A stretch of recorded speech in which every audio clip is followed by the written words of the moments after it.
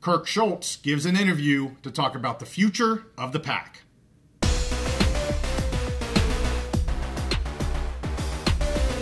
Speculation about the future of the PAC is always fun to discuss. So we're back on the big mountain to break it down for you. Hey, it's really good to have you back on the mountain. I am JY. This is my good friend Steve. We are going to do another PAC episode. And Steve, one of your favorite guys to talk about here, Washington State President Kirk Schulz, gave an interview with Canzano back on, I believe it was the 27th, or at least it came out on the 27th. I don't know when they actually had their interview, but Canzano released the interview on the 27th. It's been a little bit since we were able to get to this. We have other things going on, and I actually just read this here yesterday. So, but my goodness, Steve, a lot of good stuff, and I am going to try to not gloat, but for our subscribers and fans and viewers that have seen us for a while, he really is starting to talk like we have been talking about the PAC and the realistic way forward with them. It doesn't mean it's the end-all, be-all,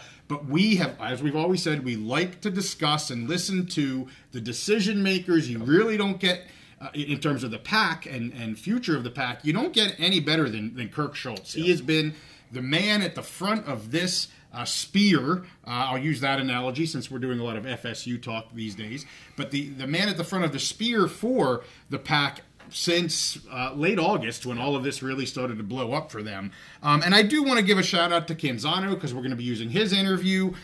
He, continues great coverage on the PAC.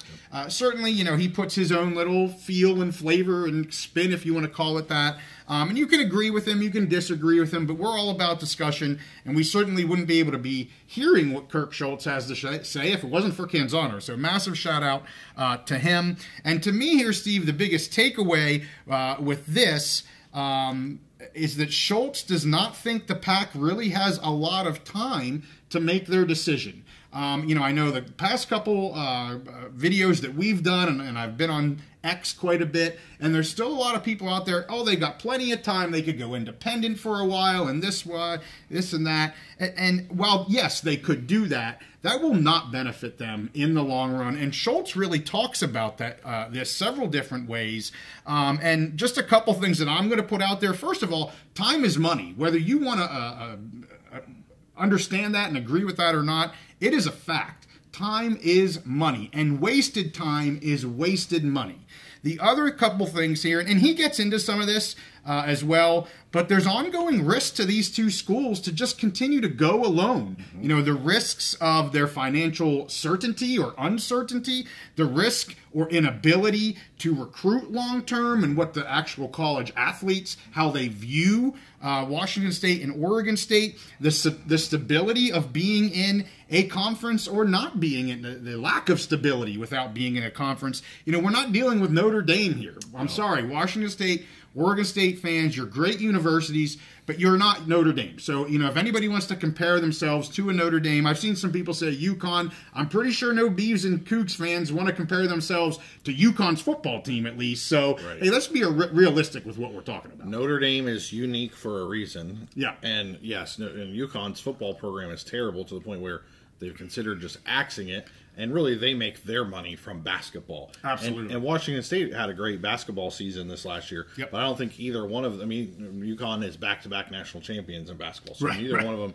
are in that position. Sure. So let's get into the interview. And then I also want to talk Canzano just the end of this past week. That would have been, I believe, I think it was the 5th of July when he put out another column. I know there's some things that you want to talk about. He kind of brainstormed some other ideas. But let's focus on the decision maker here. I'll stop in between some of the Q&As that he answered. He did start out with just some retirement talk and what's the future going to look like. He also talked about the new AD there. We're not going to focus on that. We're going to really focus this episode on the future of the PAC. So first, Schulz said that all options are still on the table. They continue to be flexible. They continue to assess their options, but they want to figure out which is politically the best and the one that will provide Washington State the best ability to compete and win conference championships. Schulz is committed to ensuring that there is a really great D1 conference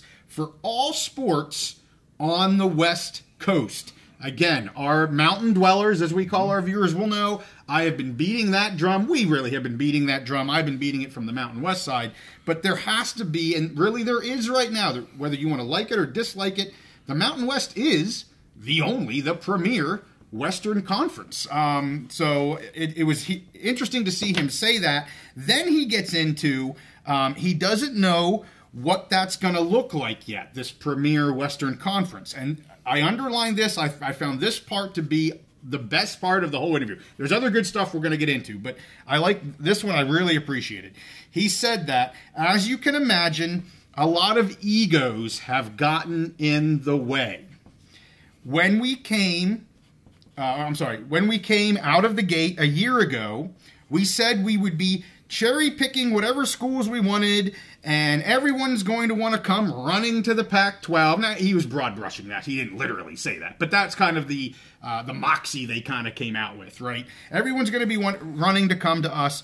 Now, he says, we've taken a step back and said, let's talk about partnerships instead of acquisitions. That is a huge comment coming from President Schulz. Let's talk about partnerships instead of acquisitions. So there I want to throw some of my opinion out. Again, I'm not going to try and sound repetitive here, but that is exactly what we've been saying here on the Big Mountain. I think Schulz is being real here. He's speaking the truth. He is, you don't get more clear than this. And I don't think he is pulling any punches in his comments here. He's being as real as he can get because, part of the reason is, he's going to retire, and we're going to get to that. He talks about why this is important and the timeline and why that's important to him moving forward. We're going to get to that. And as I said, we're going to continue to say that the Mountain West, or I'm going to at least continue to say, the Mountain West is stronger together. They're not strong if they start to break apart and some guys go here and some schools go there. They have a strong commitment to each other right now, at least from what I'm seeing. This scheduling agreement was voted 12-0. They are in lockstep to maintain what that looks like. That doesn't mean all of them don't possibly go to the PAC, if you want to call it that. But, and I'm not saying that from an ego statement. That's just the reality, in my opinion, of where the Mountain West is right now. I do want to get to the ACC here in a little bit because he alludes to that as well. But I'll stop. I've said a lot. Anything there, Steve, with what I've said so far? Okay. All right. So I'm going to make a few points here. Yep. I'm going to go back to the beginning. Okay. First of all, I want to agree with you as far as giving Canzano a major shout out. Fantastic interview. I thought his questions were great. Yeah. They were to the points. There's some areas you didn't cover. Canzano, this was just a fantastic article, or a fantastic interview. Yeah. And not only the questions were great, the answers were great, really in depth. And you mentioned you said you thought this was the first time that Schulz had really kind of talked about some of these topics. Only thing I would push back on that a little bit. I really think maybe this is the first time, at least that I've seen, an in-depth interview like this that gave him an opportunity Good point. to really talk about. And I think he actually continued some of his themes that he brushed on earlier. Both Schulz and some of the other decision makers had touched on regionality before, and he revisits that, talking about the West Coast, finding a conference on the West Coast. Yep. So that's something I want to bring up. And just give kudos to Canzano for the interview. Yep. And Schulz. And any of our viewers, if they've been watching, I have had high praise for Schulz since the very beginning of this. Washington State and Oregon State had just basically, they got screwed in this whole realignment thing. It's musical chairs, and they were the last two standing kind of thing. And I think he has provided great leadership throughout the whole thing. In this interview, his answers were fantastic. I want to make him the commissioner of our Super League, our college football Super League, with him retiring. I think he's great. I think he has a great perspective on not only on the situation that his school is in and his conference is in, but just on the whole college football landscape. I think he has some he's very pragmatic. He sees the good and the bad, and I think he has a great vision for what they have to do, at least short-term vision to navigate this. So fantastic. I already touched on, he really expanded. He went from just talking about regionality to expanding and talking about a premier West Coast conference and having us a home for all of the sports in the same West Coast conference. Where right now we see, some of them are in the WC West Coast Conference. The sports are spread out, and I think maybe Oregon State might be playing an independent schedule in baseball. That's one thing, because they're a great baseball program, and baseball kind of already does travel depending on the weather and things like that. So I think he really just, his answers really furthered some themes that we had already picked up upon. And as I'm hearing his answers, I'm like, yes, these are all the things that we've been saying. And I know you didn't want to gloat too much, but everything that he's saying makes sense. He's not stuck in this fantasy la land. He sees the reality. And yes, he's looking at all the options, which is what he should do. But he's doing it in a realistic way. And I know you're going to get to the ACC thing, so I'm not going to talk about that. Okay. There was one quote that I remember from the article. And so I want to bring this up now before I forget. In the article, he says, why are we going to... We have this war chest or whatever. You and I have gone over the war chest. We use Tony Altimore's charts. We've done multiple episodes talking about that. And he's like, we have this... It's a finite amount of money. And this is basically our bridge to kind of get to where we... Why are we going to spend the majority of this small amount of this little treasure chest we got over here to buy more teams and bring them in? If we're going to spend that money, let's spend it on ourselves. Let's spend it on Washington State and Oregon State, not to buy or do acquisitions of programs from another conference, which I thought that was a very pragmatic and smart perspective. Yeah, and I'll get to that in a little bit more. Sorry, I jumped ahead. No, you're fine. Okay. A little bit more in the future, but that was another big piece of what he said. The next piece I want to talk about is timeline, and then we'll get a little bit more to the war chest. And they do bring up the ACC, and I want to talk with you because, again, I've said this before. To me, when you read these things, I think they can be read two different ways. So I want to see how, we didn't talk about this before. Nope. I know how Canzano read this, or how he heard it, I should say. I think I read it, and I didn't hear it because I didn't do the interview, but I think I'm getting another take from Schulz. But let's talk timeline. He said that he and Murphy, which is the Oregon State president, are focusing in on an early 2025 decision point. He said, and they want that to be a decision for where they're headed for the next 4 or 5 years. So we're doing these 2030 college football 2030 series that we just wrapped up, and that's really what he's looking at. Where are we going to be? How can we set ourselves up through the rest of this decade? And he said 4 to 5 years.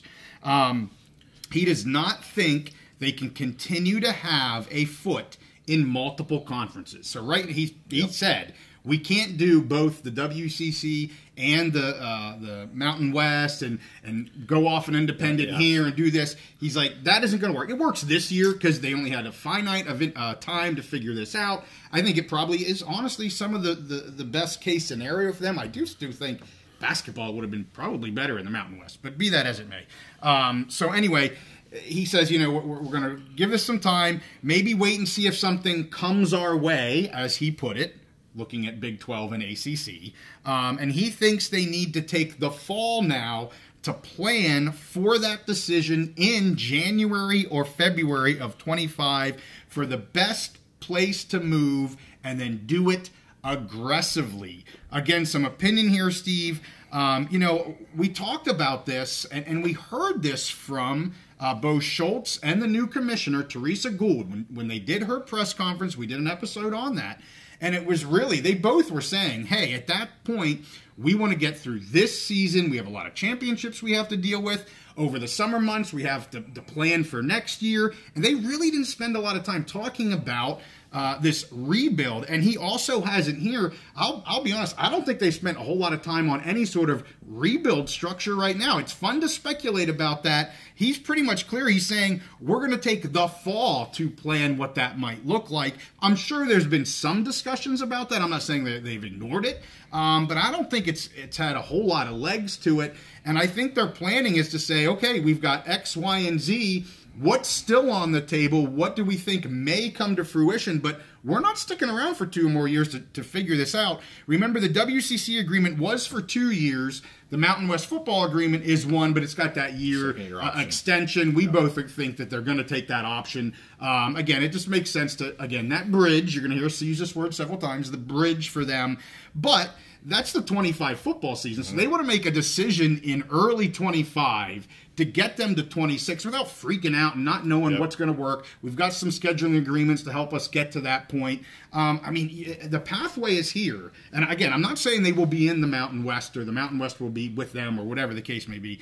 But, man, that is the clearest path right now. I know there's a lot of fans that think that's the last case scenario, and it just becomes clearer and clearer and clearer to me that's what it's looking like here. So what's your opinion on that? And then I'll get into some more on that war chest in the ACC. Well, I think I want to. So you haven't given your opinion yet on the timeline, what he's saying with the timeline yet, right? Well, he's basically saying we need to figure out what we're doing. Okay. February 25. And is that's the part where you wanted to know what I thought compared to your reading of Canzano? No, mine was the ACC. Okay, stuff. So I'm going to hold my thoughts then. Because I have some combination ACC and timeline thoughts, so I'll wait for you. Okay, well, let's get to the Canzano. He brings up, and I just laughed when I kind of saw this, no offense, but he brings up the $255 million war chest. There's we've said this many times, there's no $255 million war chest. There's $255 million over the next 2 years, but that's for all kinds of things that they need for their operating budgets. Yeah. It's not set-aside money. Right. So I just laughed when he continues to say there's this massive war chest. It's not there. We've debunked that many times. And actually, in his column then, from late last week, he does say it's a $65 million settlement money that they put aside. Okay, well, if you know that, then stop saying this. Dang on war chest. Anyway, that's just me being a little... I get annoyed by that. But anyway, Schulz said that they have reduced their athletic budgets, which we already knew. He put a number of about $10 to $11 million, at least for Washington State in this year, that they've reduced their athletic budget by. He stated how painful that was. People that had been with the university for decades, anytime you have to cut personnel or costs and stuff, it is not fun. I've gone through it again in my work life, and it is not an easy thing to do. Schulz confirmed that they are expecting a reasonable subsidy coming back to each institution, Washington State and Oregon State, from that $255 million. Again, as we've discussed, there's operating costs for the next 2 years that they're expecting to have. And then he's wanting that to help preserve the competitive budgets and give themselves time to assess. Again, that bridge, that's what this money is going to be used for. Back to what you said, it's not going to be, and he brings it up again, it makes no sense to use it for acquisitions. And he basically said in the article, like, I would have people looking at me saying, what are you doing spending that money to bring in 2 schools when you're cutting? And he talked about how hard it was to cut $10 million. This would be cutting like another $30 million so you can give the money to San Diego State. It just doesn't make sense, and I don't think it can be done. And he used the word political early on. You've got pressures from all kinds of sides right now, and something's going to have to break. So there's that piece, and then we'll get to the ACC stuff. So you say about political, and earlier at the very beginning, I think you read, Schulz said, we. He said we. He didn't say I. He said we had this ego at the beginning. Yes, he did. We thought we were going to do this, and we thought.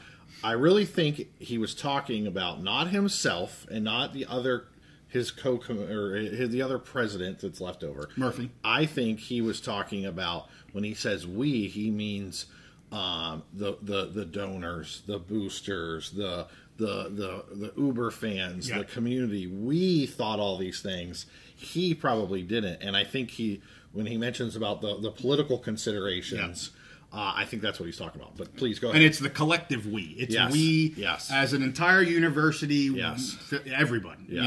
I think that's a good point. The AD, the football coaches, the boosters, the donors. So as for the ACC, Schulz stated that if there is some significant changes to what that membership looks like, what the ACC membership looks like in the near future, it could represent opportunities for Oregon State and Washington State. He stated that, I think being flexible gives us the opportunity to look at what we might be doing on the West Coast. I know how I read that. How did you take that information that he gave? And it wasn't a big piece, but they did bring up the ACC. Was there any specific takeaway that you had on that? So my takeaway is, so first of all, with that particular sentence and just what he's talking about with timelines and the ACC and all that stuff together, I want to say, again, a lot of our fans know this. I was in the military for 20 years, and I say that just to say good leaders, and people have good leaders in the civilian world too, but all the good leaders that I ever served under, they knew how to set expectations, good or bad. I think he is setting expectations. I think he's saying, hey, and he talks about this a little bit in one of the other statements, okay, the ACC is going to figure out, we're going to know by the end of this year, by January 25, what's happening with the ACC. Florida State and Clemson leaving. Are they staying together? Are they falling apart? Are they adding teams? And so they'll know at that time, okay, do we, if the ACC loses FSU and Clemson by then, and they want to add 2 more teams, if they're ever going to get the invite to the ACC, that's it. And if they don't, if the ACC instead invites USF and something else, then that whole idea of we're going to be part of that ACC West Coast swing is over, and they can forget about it and stop wasting any time on it. I think, and I'm interested to hear what you say, I think Canzano looks at that as an opportunity of, maybe we'll get Stanford and Cal back at that point because the ACC will implode. And I just, to me, Stanford and Cal, they want no part of Washington State, Oregon State, or the Mountain West. They don't. They just they feel like they're way above that, and I think they would. And I've said this many times. They would rather stick with a ACC of elite East Coast schools that may suck at football but have high academics than to come back and join what's left of the PAC and what's left of the Mountain West. But I think Canzano probably thinks, maybe that'll be an opportunity for us. And I don't know that Schulz was really saying that. He was just saying, at that point, we're going to know a lot more about the ACC if we have an opportunity to join with them, whatever. And I think Canzano maybe read a little bit more into that. So I wasn't trying to set a trap for you, and that's not what I was expecting you to say. Okay. I am the complete 180 of what you just said. Okay. So I think Canzano thinks that, and I shouldn't say, I don't know what Canzano thinks, but I think the thought is when you read these things is that, okay, they're going to wait and see what happens with the ACC. To your point, some things are going to blow up. They're not going to blow up till smithereens and they're going to be gone. But they're going to blow up to some degree, and then the ACC is going to come a-knocking, or just like they're hoping the Big 12 is going to come a-knocking, and they're going to get an invite from the ACC on that. And that's what I think, in my opinion, that's what I think Canzano's thinking, is that, hey, that means we're going to wait and see if a couple schools leave and this happens. They're going to create, and I've seen plenty of commenters, they're going to create a western branch of the ACC, and it's going to be the all-coast conference, as I've seen people say.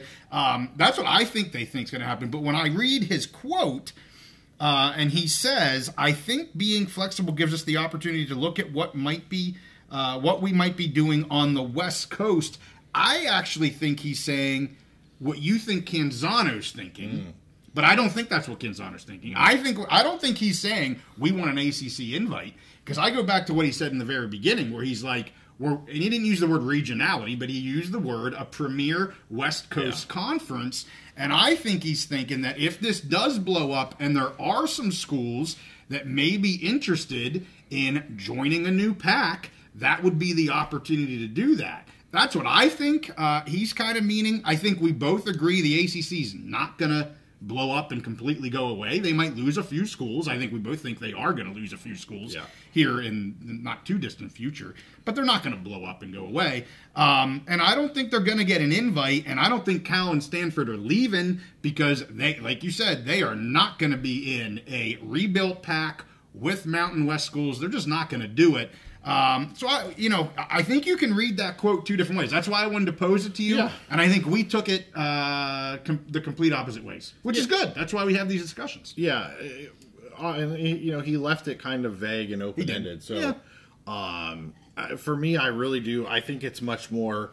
I really think it's not so much about what he thinks is going to happen. It's more he knows that's going to be a time when stuff is going to happen. Right. Yes. And he's trying to set that expectation of the fans.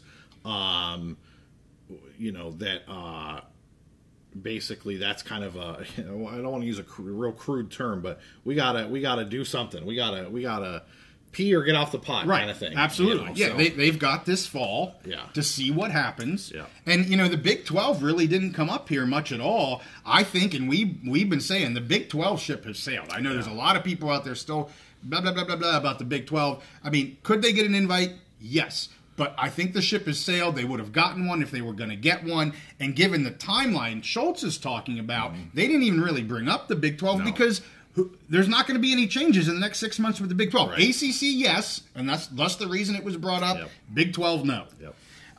The last thing I just want to say is he kind of ended this conversation saying that he wants to hand off to his successor. Remember, he's retiring. He wants to hand off to his successor the same fundraising momentum and excitement that he got when he arrived. And he also wants the next person to know what the Pac-12 conference and Cougar athletics will look like for the next 5 years. He wants to wrap this up. He is not letting this be an open bag of poo for somebody else to figure out. He has all the intellectual knowledge anyway on this. He is going to see this to the end, and we saw that when he announced his retirement. We knew that's what was going to happen. Yep. We have a pretty hard timeline now in terms of beginning of 25. We're probably going to know what's happening with the Bees and Cougs. Yep. So the next piece, and I think you have more on this, it's going to be just some information, again, that Canzano put out. I'm going to go over just a few highlights that I saw. He really went into some detail about kind of a new idea that he has, I guess, that he's proposing of how they can rebuild the PAC is kind of what it was all about. But just, again, the few highlights that I have taken away here, the way the PAC-2 what he says in the beginning of this was, the way the PAC-2 has talked about the Mountain West here over the last 6 months or so, according to him, has chapped some of the Mountain West presidents. The whole relegation, that's our last resort type of lingo, has not sat well with some of the Mountain West presidents. Again, coming from Canzano. I would think that makes sense, but I don't know. I had to take him for his word that he's actually hearing that. One source told him, again, a source, he didn't say a president, a source told him that it felt like a slap in the face after they threw the PAC-2 a life preserver for this 24 season, and they continue on with this relegation last resort mumbo jumbo. We've talked about that in the past. We got to get that. It's some of that ego stuff that Schulz even mentioned, right? That's not going to help anybody, and Schulz said that in his interview. He mentioned that there's opposition, especially in Corvallis, with a full merger to the Mountain West. That doesn't surprise me. I mentioned this on another episode or two. I can see a slight gap between the Beavs and the Cougs as to the likelihood of them being in a conference with the Mountain West schools. I don't think they're an all or nothing. I think it's likely that it's going to be both of them, but I don't think it has to be all of them.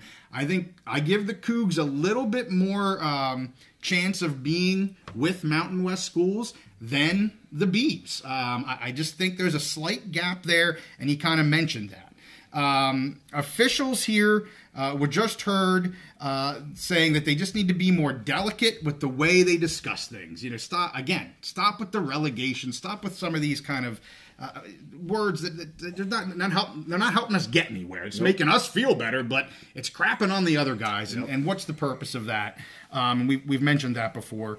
And last thing I'll just say is an approach throughout was to offer a full reverse merger, but require a minimum floor to each school's athletic department. Basically, he's saying that schools could self-elect to join or not join, and that was kind of in reaction to the Corvallis, to the Beavs, to Oregon State, kind of saying, well, if they're not going to fund a program to the level that we're able to, we don't want to be in a conference with them. And then he kind of came up with an idea, well, then set a minimum. Like, if you want only schools that are going to fund at a certain level, then put that into the agreement, if you will, or the new conference, or whatever that may look like. So what was your takes away on that? There was a lot more that he put out there. You know, it's a lot of speculation. It's an idea that he had. What are you thinking there, Steve? Okay, so first of all, I want to reiterate for this, and I think most of our Beav and Coug fans know this, but I am firmly in the camp, again, and I already said this once this episode, but the Beavs and the Cougs, they got screwed, okay? This whole realignment,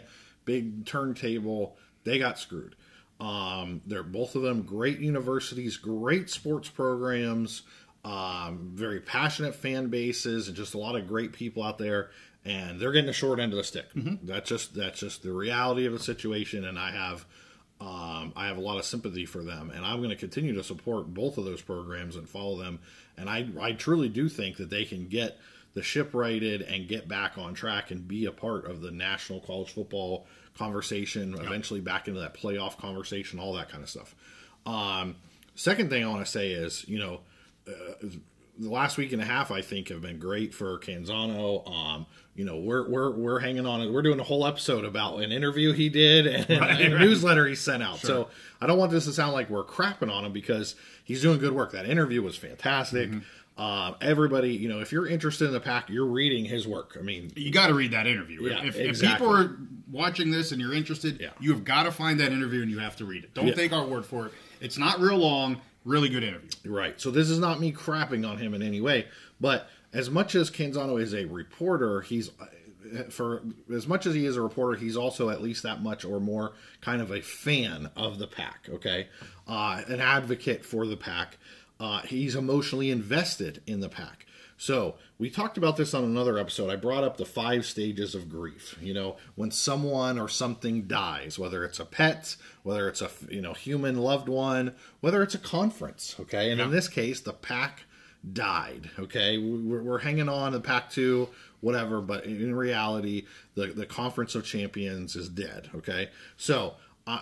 Canzano, in my mind, is more, again, higher percentage of an emotionally invested fan of the PAC. So what are the 5 stages of grief? Do you remember?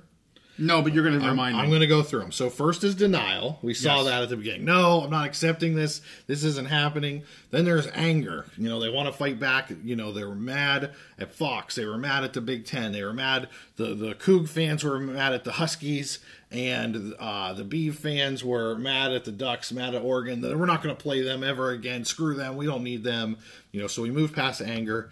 And then the other steps are bargaining, depression, and then acceptance at the very end, okay? So I think we've moved, at least Canzano has moved past the anger, the denial and the anger, and he's in the bargaining phase now. Yeah. If you read through his whole newsletter, he's coming up, how can we, let's bargain. Let's figure out a way how we can rebuild the PAC. We're going to do this, and they got to have a $50 million budget, and they're going to self-select to come over here, and all this stuff. Right. It's the bargaining phase. And you can see this with any person that goes through these stages of grief, and he's in that bargaining phase. He's trying to figure out, how can we still keep the PAC alive? How is this going to move forward?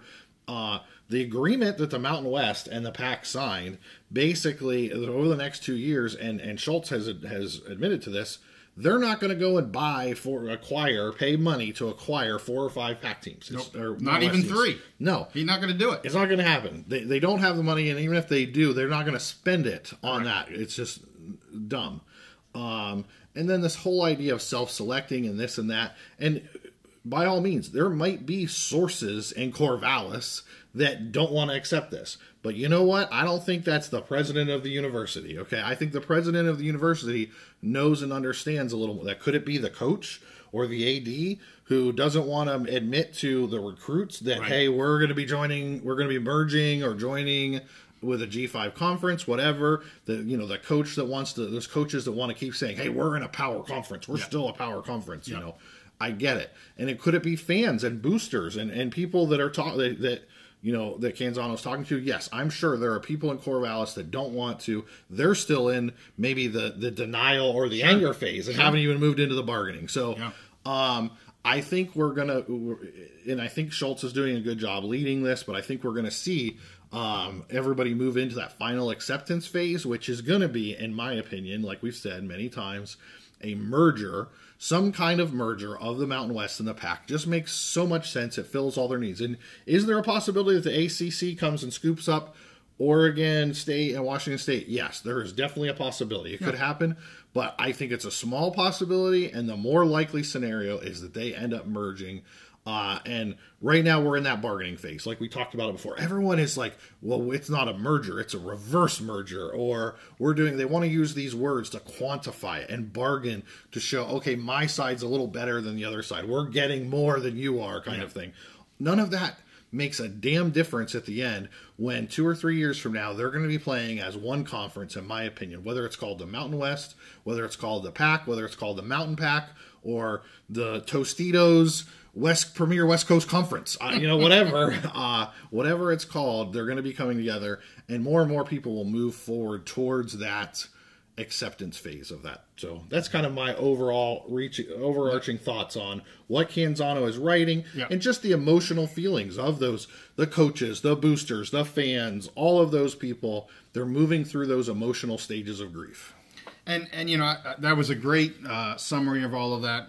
Very well done. And I would just say, given what Schulz said here, and given the timeline that Schulz has put forth, which could change, but I don't see it likely to change. He wants to get this thing buttoned up during his tenure. And so just remember with the Mountain West agreement, it's a 2-year agreement, but it also goes a year past that in terms of the poaching penalties, as we've been calling them. Well, there's no way if he wants to have he and Murphy want to have a definitive answer by January or February of 25. That's far and away from getting out of any sort of poaching penalty from the Mountain West. So he's almost taken that off the table, not only with their timeline, but with saying we're not using our money for that. I will get thrown out into the sea and left for dead if we spend money on that and not putting them to our athletes, our collegiate athletics. So he really has given us the answers here, I think, and the time is a ticking. I mean, we're in July here, Steve. And yes, I totally agree, and that's why all of this is ridiculous. This whole idea of self-selecting and having a threshold. The thing is they've already come to a contractual agreement on what the thresholds are. Sure. You either take all of us, or you pay this much to us, and the school pays this much to leave. Those are the thresholds. And Schulz has said, we're not spending money for that. You got it. So all this other stuff is just your dreamland fantasy fiction. This isn't a choose your own adventure book from back when we were kids in the 80s and 90s. You either take everybody, or you don't, at least for the next 3 years. You don't take anybody. Now, I have said this before. I could see a scenario where they take everybody, and maybe there was 1 or 2 schools that either didn't want to go or didn't feel like they fit, and so maybe give them an option to opt out. But this whole idea, the whole entire notion of, in the next 2 years that you're going to pick and poach the top 4 schools or top 5 schools out of the Mountain West is absolutely ridiculous in the terms of the contract that they've set up. And both sides were aware of that. The presidents of the PAC-12 and the presidents of the Mountain West, it's like a poison pill. They put it's not going to happen. So stop the self-selecting fantasies and all these other little bargaining things that you're doing. It's like a kid bargaining. Just give me 5 more minutes. 5 more minutes. No, this is bedtime. Is this time? Make your decision. Well, I would say the only way out of that is with a dissolution of the Mountain West. Then at that point, it is a self-select. But we've been very clear. I've been very clear. I don't see that happening. Dissolution would take 9 of the 12. So that would be a way you could get out of the poach, and that all or nothing thing. But to have 9 do that, I don't think it's going to happen. And that would really be, if you want to say who has the power in this, those 9 would have the power to dissolve the Mountain West Conference in order to move forward with a PAC. The 9 have the power here in this. Otherwise, what you got is what you got. There ain't nothing changing from that. Why would the 9 vote to dissolve if they're only willing to take 4? That doesn't make make any sense. The only way it makes sense to dissolve is if basically they're taking everybody which is what they built into the agreement. Exactly. So, let's talk in circles a little bit. Yes, yeah. So, hey, really good episode. I know we got a little long-winded. Hopefully you guys stuck with us the entire time, but a really good interview. Again, last time we're going to give a shout-out to John Canzano. Yes. If you haven't read the article, the interview article, you need to go back. It was on June 27th is when he posted it. Bald-Faced Truth, I think, is what his, site or whatever it is. And I don't think that's, what do you call that? Paywalled or whatever. Yeah. I think you can just get it. I just got it. Yeah. I don't know, maybe I got lucky. But I don't think it's paywalled. You got to go back and read that interview if you have not already done so. Really telling, really interesting. And maybe someday Well, I'm on the show. we can talk to Schulz. Oh, or yeah, Canzano. or both, yeah. I'd love to talk to Kirk Yeah, Schulz. yeah. I don't know. I think We have big dreams. I think we should have President Schulz on, and we should ask him, what did you mean by Right. the ACC, where they're going to come to resolution and we're going to know what we're doing out west here? Yeah. I would love to know. Yeah. Because, again, you can take that two different ways. And if I think you can. If Mr. Canzano comes across our little podcast That's here, right. our YouTube channel, again, we're not trying to crap on him at all. We're reading his. We just spent a whole hour talking about his stuff, his interview, whatever.